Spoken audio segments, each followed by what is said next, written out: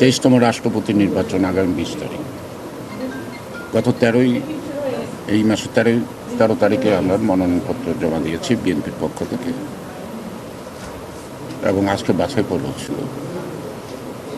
আমাদের পক্ষ থেকে আমরা প্রার্থী ঘোষণা করেছিলাম আমাদের দলের অর্থাৎ বিএনপির মহাসচিব জনাব মির্জা ফখরুল ইসলাম আলমগীর।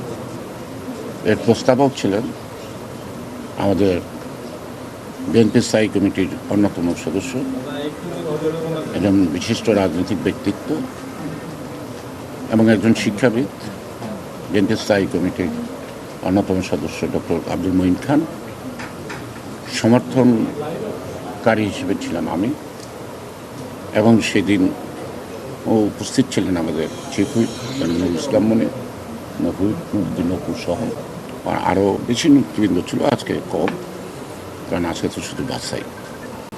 তো আপনাদেরকে আনন্দের সাথে জানাচ্ছি যে আমাদের প্রার্থী মির্জা ফখরুল ইসলাম আলমগীর 23তম বাংলাদেশের রাষ্ট্রপতি নির্বাচনের প্রার্থী হিসেবে বৈধ ঘোষিত হয়েছে। এখন আমরা অপেক্ষায় থাকব 20 তারিখের নির্বাচনের জন্য। যা আমাদের প্রতিনিধি অর্থাৎ 11 দলের প্রতিনিধি আসছিল, তারা বলতে 70 অনুচ্ছেদ সংশোধন হওয়া দরকার। আপনারা কি মনে করেন কিনা? সেটা পরের চ্যাপ্টার, সেটা পরবর্তী সংসদ যদি বিবেচনা করে সবাই মিলে, এটা হতে পারে। বিষয়টা খুব আলোচিত হচ্ছে তো রাষ্ট্রপতি না, এখন রাষ্ট্রপতি নির্বাচনের আগে এই প্রশ্নটা অবান্তর, কনফিউশন সৃষ্টি করে লাভ নেই। তারা বলতেছে এটা বড় অন্তরায়, রাষ্ট্রপতি নির্বাচনে একটা বড় বাধা। না, বড় বাধা কি বাধা না, আমার প্রচলিত সংবিধান অনুযায়ী আমাকে পথ চলতে হবে। সেই সংবিধানে আমার যেখানে বাধা আছে সেই বাধা অতিক্রম করার জন্য আমাকে সংসদ থেকে সংশোধন করতে হবে। এর বাইরে না, রাস্তাঘাটে বলে লাভ নেই।